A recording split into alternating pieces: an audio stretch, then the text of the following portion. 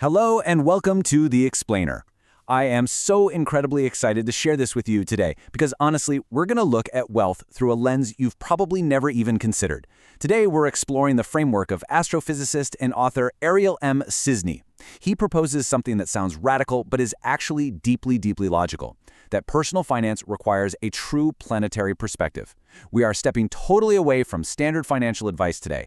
Instead, we're going to learn to manage our capital the exact same way the universe manages energy. Let's get right into it.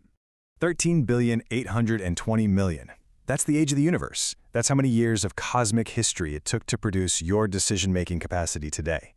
When you really stop and think about it, we're fundamentally just a clump of fat and salty water navigating a planet spinning at 1,000 miles an hour.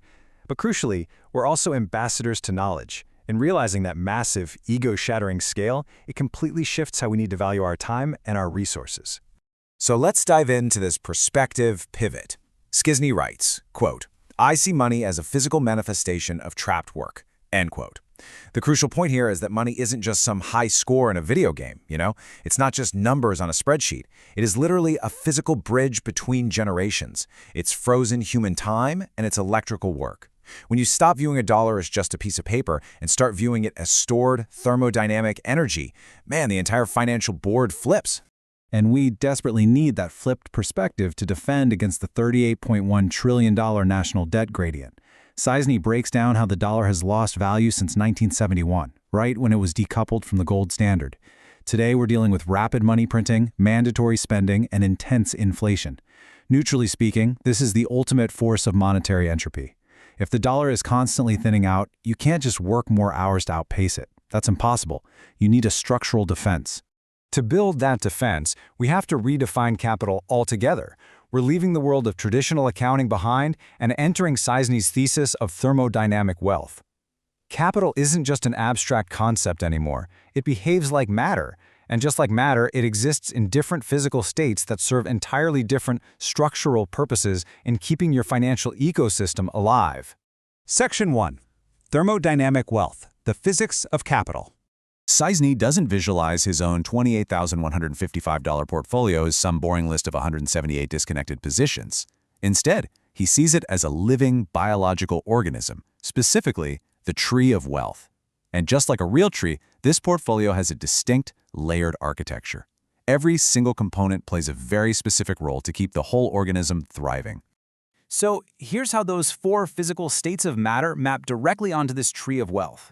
First, the roots are solid. This is your generational sovereign debt like treasury ETFs, grounding the entire thesis. Next, the trunk is liquid. This is your yield and cash flow engine. Moving up, the branches represent gas. This is where speculation and perpetual accumulation happen. And finally, the crown is plasma. This holds the highest value assets and produces the fruit, the actual daily flow that you can harvest.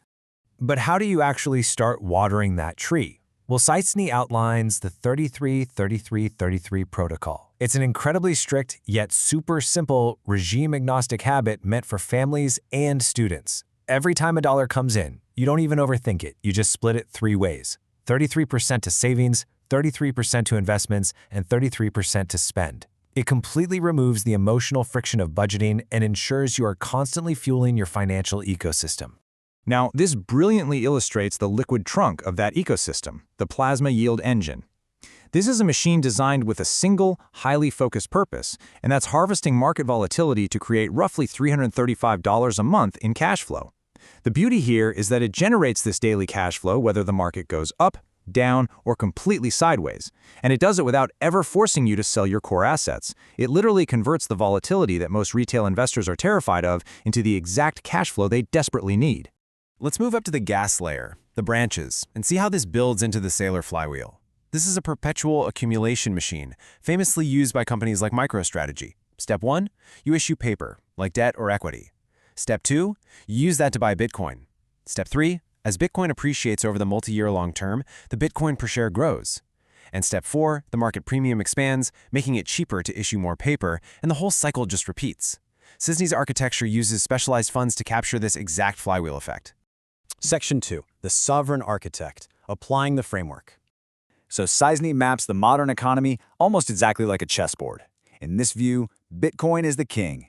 It sits right in the crown of the wealth tree, representing pure sovereignty and unencumbered value. Then you have the knight. The knight represents hard power and infrastructure, specifically AI and nuclear energy. Remember, Scisney points out an absolutely mind-blowing fact here. AI data centers consume massive amounts of electricity, some equaling the output of 7 whole nuclear power plants. To win the game, you absolutely must position your capital around the king's sovereignty and the knight's staggering energy demands. What I love is that Scisney is highly transparent. He proves the framework works by auditing his own portfolio for entropy resistance. The results? A massive 14.3% behavioral yield. Plus, it's 99.1% tax advantage, which is an absolute superpower for long-term compounding. But he's totally honest about the realities too. It holds a heavy 36.5% concentration risk in MicroStrategy. This is a high-conviction architecture. It relies heavily on mechanical, regime-adaptive recycling to produce that daily cash flow. To anchor all of this in hard thermodynamic reality, we look at what Scisney calls his space money thesis. He grounds his teaching in the ancient text of Leviticus 19:36, which calls for just balances, just weights. In the modern era, Bitcoin is that just balance. It takes roughly 3,353 gigajoules of energy to mint a single new Bitcoin. Just to put that into perspective, that's equal to the electricity an average U.S. home uses in 89 years. Its value is fundamentally bounded by the sheer thermodynamic cost required to produce it. And that brings us to the moral anchor of the entire framework, detailed in his book, Majesty and Monotony. Wealth isn't just about hoarding. Wealth should solve problems. Scisney envisions a future where innovators cure diseases, develop cheap power, and respect our 13.8 billion-year origins. Money is simply the tool that ensures we reduce suffering and empower absolutely everyone to contribute their piece to the puzzle of human society. This entire architecture is meant to run seamlessly, connecting education, action, and real results. As Scisney perfectly summarizes the operational framework, verbatim, the book is the source code, the tutoring is the training, AI is the runtime, the portfolio is the output. So, I'll leave you with this final, provocative thought. In a universe entirely governed by thermodynamics, how are you managing your own financial entropy? Are you still viewing money as a video game score, just working to survive? Or are you ready to structure your capital like nature, harvest the volatility, and finally transition to working to live?